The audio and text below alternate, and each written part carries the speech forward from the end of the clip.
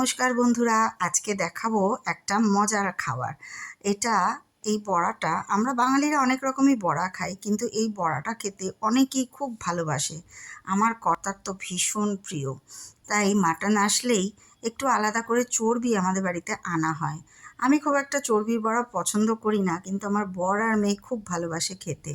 তাই মাঝে মাঝে খুব রেয়ার যদিও, তবুও আমি এটা করে থাকি।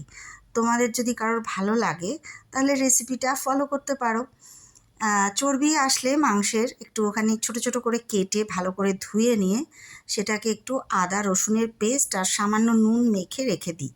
তারপরে চালের গুঁড়ো, কাঁচা লঙ্কা কুচি, পেঁয়াজ কুচি, আর আরেকটু নুন, হলুদ, ধনে জিরে গুঁড়ো যদি কেউ মনে করো দেবে দিতে পারো, দিয়ে খুব ভালো করে টাইট টাইট করে এই যে যেভাবে আমি মাখছি এরকম চটকে মেখে এটা তোমরা ভেজে নেবে খুব অল্প তেলে। মানে কড়াইতে তেল দেবে একদম মোছা মোছা করে, কারণ চর্বি থেকে তো একটা তেল বেরোয়, তোমরা ভালোই জানো।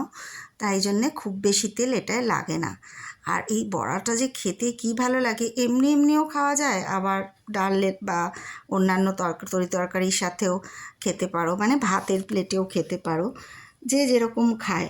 আমাদের বাড়িতে তো মানে সস দিয়ে এমনিই এটা উঠে যায় গরম গরম, আর চালের গুঁড়ো থাকার জন্যে বেশ মুচমুচে হয়।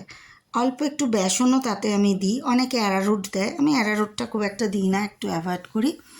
এটা খেতে অপূর্ব হয়। হ্যাঁ, সত্যি যারা ভালোবাসে চর্বির বড়া খেতে, এই মাটনের চর্বির বড়া কি মাছের তেলের বড়া, এর স্বাদ মানে তার ভুলবার নয়। তো গত সপ্তাহে হয়েছিল আমাদের বাড়িতে এই চর্বির বড়াটা, ভিডিওটা রেখে দিয়েছিলাম, ভাবছিলাম কবে রেসিপিটা তোমাদের সাথে শেয়ার করব। আসলে রোববার দিন তো একটু সানডে স্পেশাল তো সবারই লাগে, সেই জন্যে চর্বির বড়াটা তোমাদের করে দেখালাম। আর আমি আর মেয়ে বসে পড়েছি থালা নিয়ে, আর সামনে চলছে একটা সিনেমা। অবশ্যই আমি আর মেয়ে যখনই খেতে বসি একটা সিনেমা চালিয়েই দেখতে বসি। কীরকম মচমচে আর কুরকুরে হয়েছে দেখলে তো, আওয়াজটা শুনেই বোঝা গেল।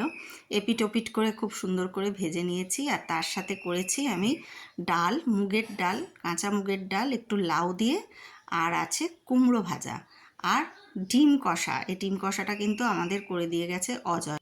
আজ তাহলে এ পর্যন্তই, সবাই ভালো থেকো, হ্যাপি সানডে।